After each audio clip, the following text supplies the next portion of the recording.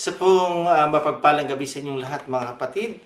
Purihin po ang Diyos sapagkat muli po tayong nagkasama-sama sa sandaling ito upang atin pong pagnilayan ang mga salita ng ating dakilang Panginoon. Muli po, ako po ang inyong lingkod at kapatid sa pananampalataya, si Pastor Lino Magtibay po ng Potter's House of Europe. At isa pong malaking kagalakan na muli po ay nakasama ninyo ako sa ganitong mga pagkakataon na kung saan ay tayo po ay nagsasagawa ng prayer and fasting. And ito po ay isang napakagandang um, pagkakataon o magandang culture ng isa pong simbahan na tayo po sa bawat pagpasok ng bagong taon ay meron po tayong isinasagawang prayer and fasting. Kasi ito po ay pagpapatunay lamang na tayo ay nauuhaw sa presensya ng ating dakilang Panginoon. Kaya po muli po'y ating pagninilayan ang mga salita ng ating dakilang Panginoon katulad po ng ginawa ng mga kapatid na nauna po sa akin na nagbahagi at ng salita ng ating dakilang Panginoon, si Brother Richard, si Brother Alan, na kung saan po ay tinalakay po nila, kanila pong binigyan ng diin na kung paano na ang Panginoong Diyos ay siya po ang ating pong guide at ang ating Panginoong Diyos ay siya po ang ating comfort. At sa gabi pong ito ay ating pong pagninilayan na ang ating Panginoon ay siyang ating, sabi nga po siya, God is our restorer.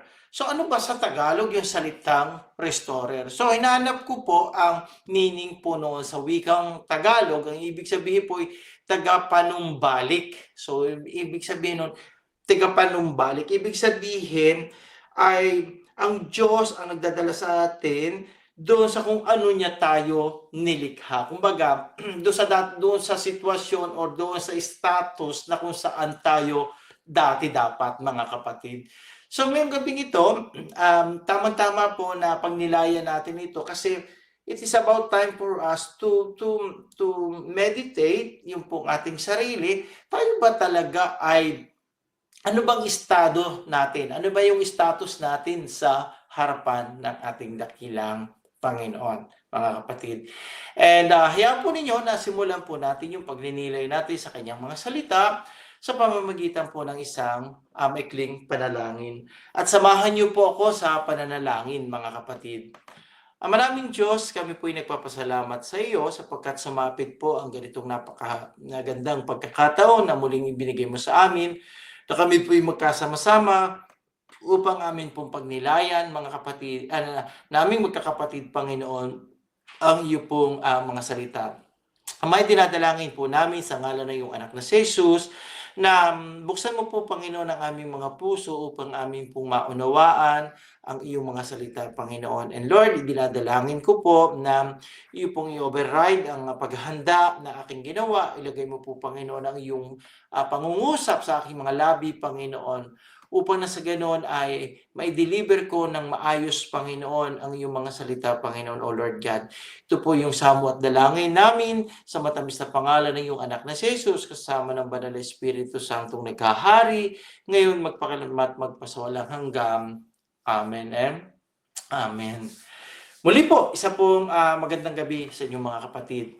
So, pag-uusapan po natin o pagninilayan po natin ngayong gabing ito, yung pong ating paksain ngayon na kung saan sabi po dito ay God is our restorer.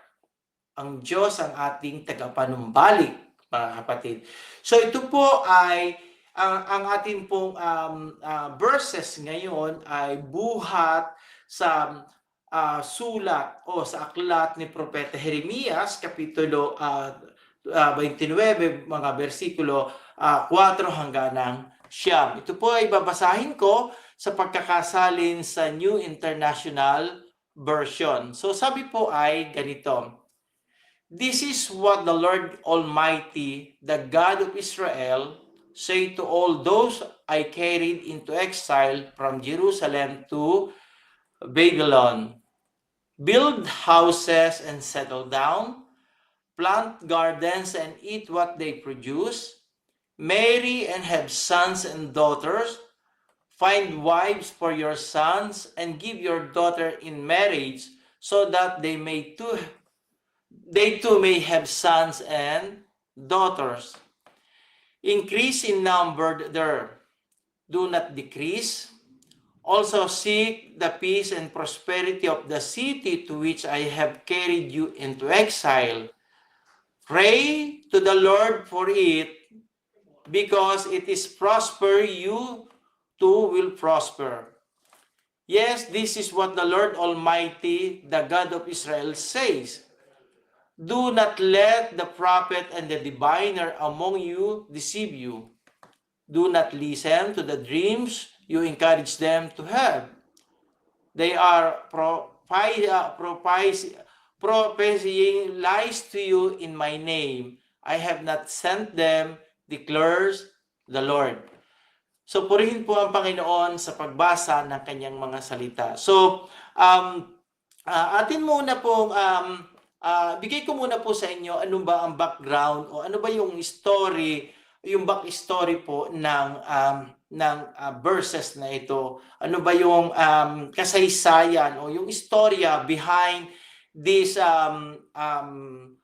verses na binasa po natin ngayon. So, ito pong sulat na ito po liham ni Propeta Jeremias doon po sa mga Israelita na nabihag mula Jerusalem papunta po ng Babylon, mga kapatid. So alam po naman natin according to history na ating pong binabasa na ang mga Israelita, ito po ay nabihag ng mga Babylonian, ng mga Persian at ng mga Babylonian, mga kapatid. And sabi po dito sa sulat ni yung liham ni Jeremiah doon sa mga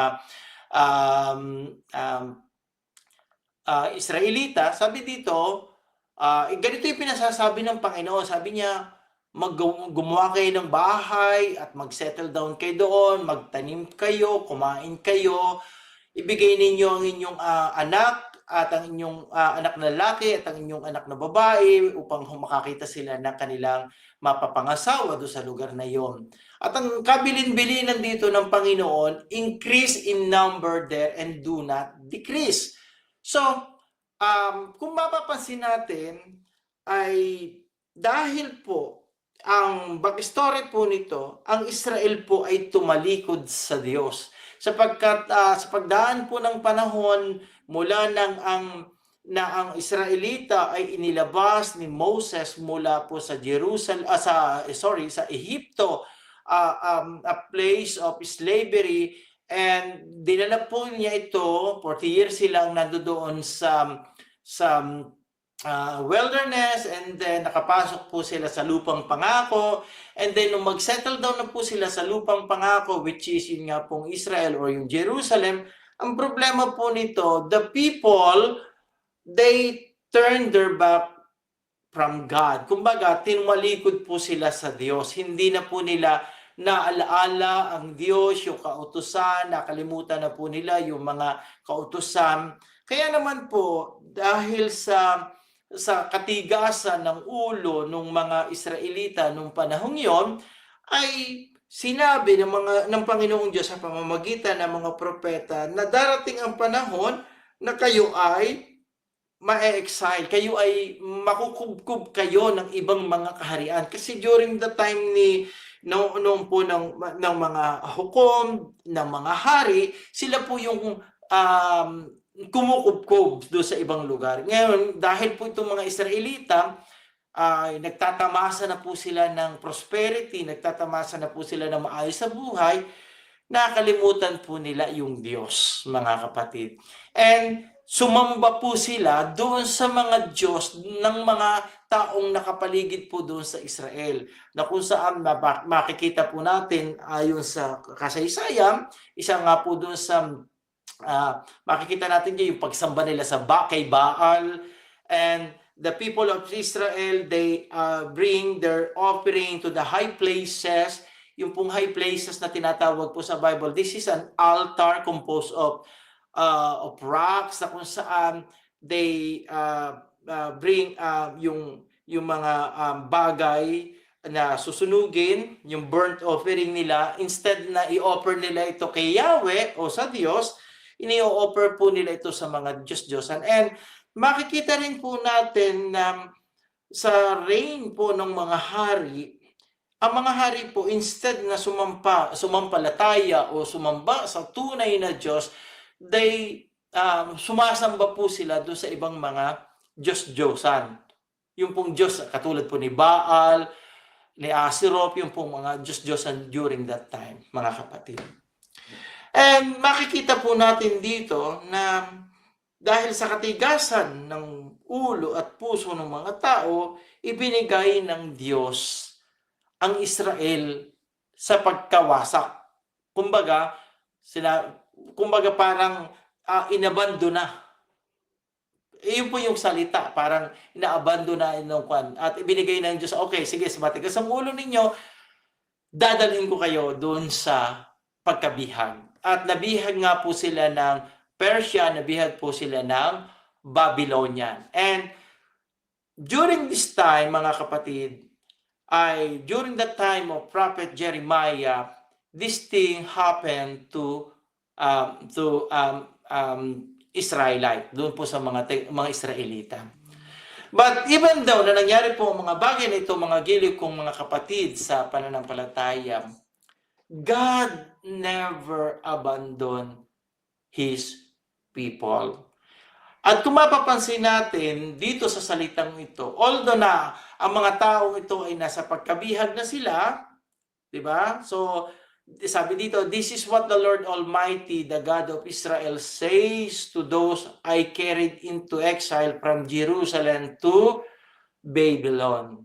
Kung mapapansin po ninyo ang salita po doon, those I carried into exile. Ibig sabihin, ang Diyos pa rin ang nagdala doon sa mga taong ito, sa mga Israelita, sa pagkabihag. At sa pagkabihag na yun, kung mapapansin natin, ang utos ng Diyos, this is what God has commanded. Sabi niya, build houses and settle down. Plant garden and eat what they produce. Tingnan po ninyo. Ang sabi doon, pag dinala ko kayo sa lugar na yon, kumain na yung mga bahay. Mag-settle down kayo. Diba? Plant gardens and eat what they produce. Kapag po yung mga bihag po, sa panahon po natin ngayon, kapag po ikaw ay nasa exile, alam po ninyo, mahirap po yung kalagayan. But yes, mahirap din po yung kalagayan nila, pero may iniutos po ang Diyos sa kanila. Na kung saan, nasabi po sa kanila, pag kayo nadoon na sa lugar ng pagkabihag, kayo ay mag-settle down. At kung mapapansin po natin doon sa lugar na yun ng pagkabihag, makikita natin na mga Israelita nag-e-excel. Nag-e-excel po sila kasi sinasamahan po sila ng Diyos. For example, I will give you an example. Like for example, si Prophet Daniel, mga kapatid. Noong si Prophet Daniel po, yung kanyang ministry was happened when the people of Israel was being in captivity, kung nandoon po sila sa exile. And nag-excel po yung mga Israelita, and kung mapapansin po natin, even during the time of Joseph, the dreamer in Egypt, he came to Egypt because his brothers was kumbaga nagkaroon ng envy sa kanya, dinala siya doon, benta siya bilang isang alipin. Pero bilang isang alipin, nag-excel siya sa kanyang kalagayan, mga kapatid. And alam natin yung kwento that Joseph even become a prime minister of Egypt, mga kapatid. And he make Egypt prosperous. And even during the time of famine, yung pong Egypt, mga kapatid, ay hindi po nakadanas ng pagkagutom because si Joseph po ay sinamahan ng Diyos at binigyan po ng knowledge and wisdom si Joseph on how to make Egypt spare doon po sa world famine na nangyari during that time, mga kapatid. Diba? Kung mapapansin natin, and even now, mga kapatid, dito sa panahon ni Jeremiah, ang mga Israelitas at dumating mga kapatid ay sinasamahan ng Diyos. Kaya sabi po dito, mga kapatid, ay sabi niya, kahit na kayo ay nandiyan sa pagkabihag, itong utos ko sa inyo, build houses and settle down. At ang pinakamaganda po dito, yung sinabi ng Panginoon, increase in number there and do not decrease. Diba? Also seek the peace and prosperity of the city to which I have carried you into exile. So, ibig sabihin, ang utos ng Diyos doon sa mga Israelita ay kayo ay hanapin ninyo yung kapayapaan doon sa lugar na iyon, yung prosperity and peace doon po sa lugar na iyon. Sabi niya, na kung saan ko kayo dinadala.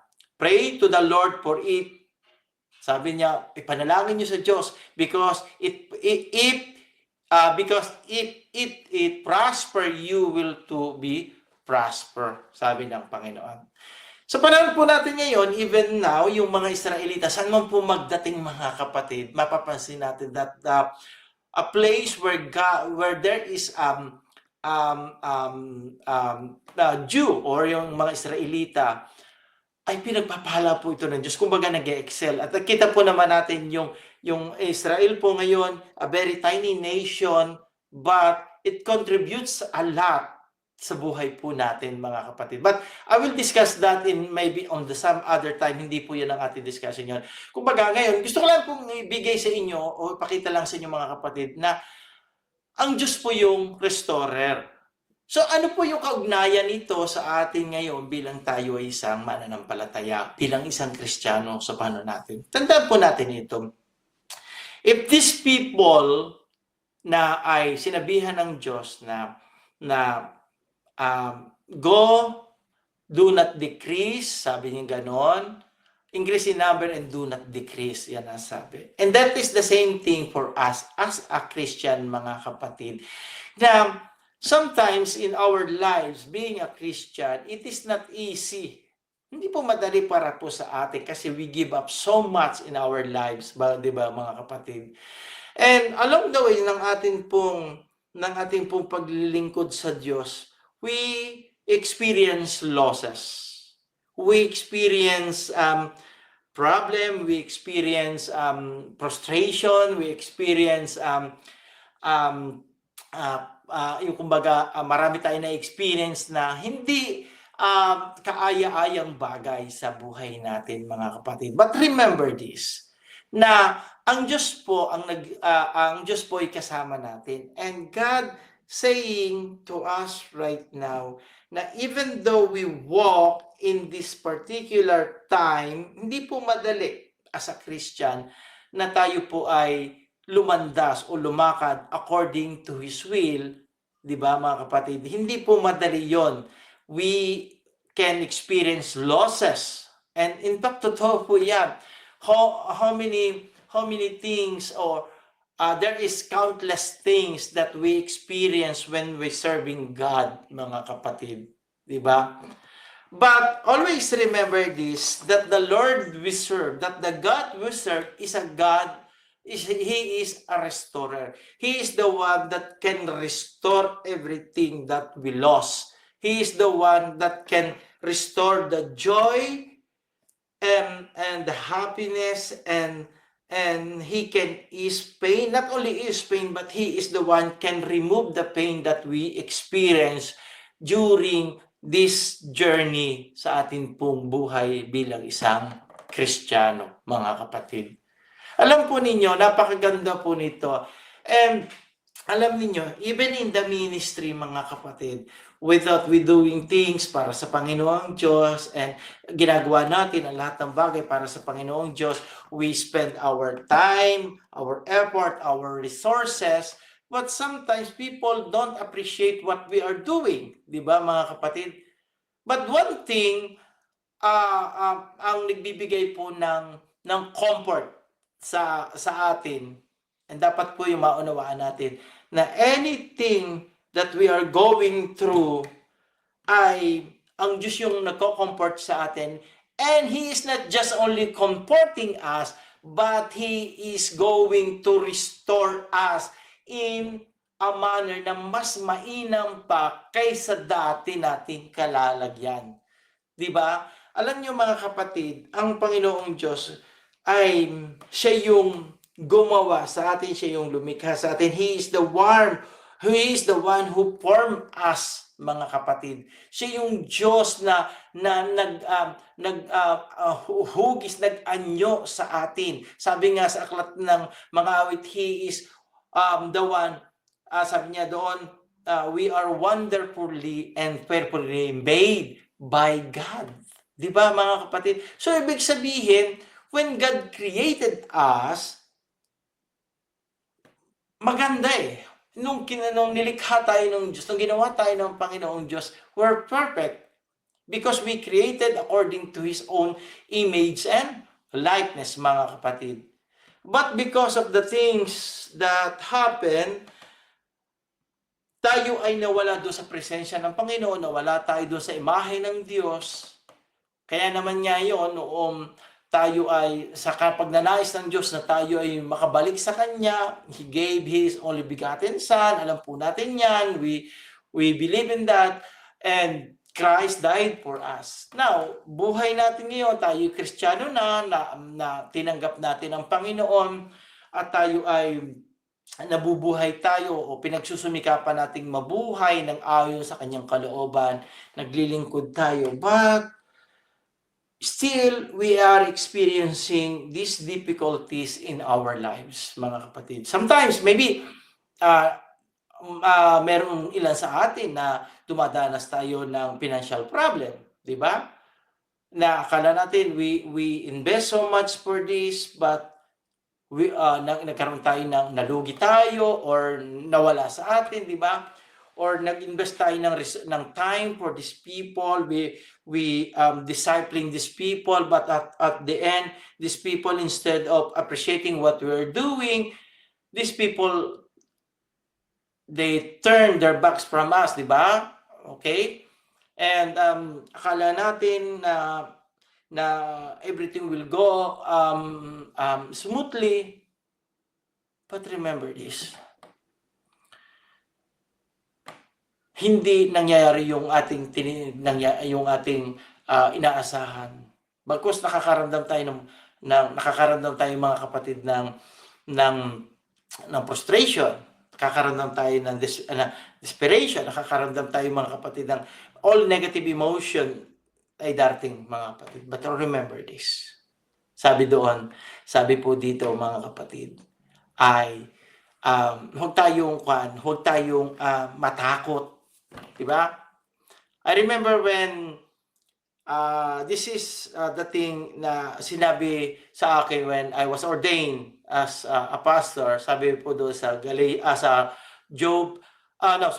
Joshua chapter 1 verse 6 to 9. Sabi doon, do not depart. I commanded you be courageous. Be courageous, 'di ba? Sabi doon, be courageous, be courageous. 'Di ba? Be courageous, do not depart this book of the law from your mouth, meditate it day and night so that you may prosper, 'di ba? At ilang beses po doon binanggit na be courageous. So ibig sabihin, kapag po sinabi na be courageous, ibig sabihin meron pong something na nakakatakot na pagdadaanan ng isang mananampalataya. And that is true, mga kapatid. That is true. Kasi maging si Apostol Pablo, sabi nga niya nung kay Timoteo, sabi niya kay Timoteo, know this in end time, sabi niya ganoon, people will be lover of themselves, di ba? Ang tinutukoy doon ni Apostol Pablo ay hindi yung mga taong nasa sa labas ng church, kundi yung mismong nasa loob ng church ang tinutukoy doon ni Apostol Pablo, mga kapatid. Sabi nga niya doon, it has a form of holiness, but they reject the power of it. Di ba? Sabi ni Apostol Pablo kay Timoteo, avoid such men. Same thing sa atin mga kapatid, kung nakakaranas po tayo ng ganito o ng ganyang pakiramdam natin tayo ay nakakaranas tayo ng para tayo lost, nakakaranas tayo ng para tayo ay frustration, nakakaranas tayo ng anumang mga bagay na hindi maganda sa ating, despite the fact that we are serving God, let us continue mga kapatid. Diba? Pray to the Lord for it. Because if it is prosper, you will prosper, sabi ng Panginoon. Diba? I-restore yan ng Diyos. Pangako yan ng Diyos eh.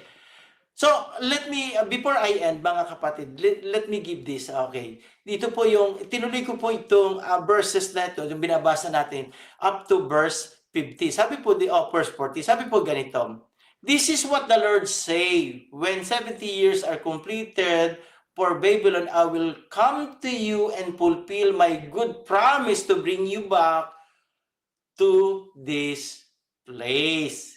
Iyan na po yun.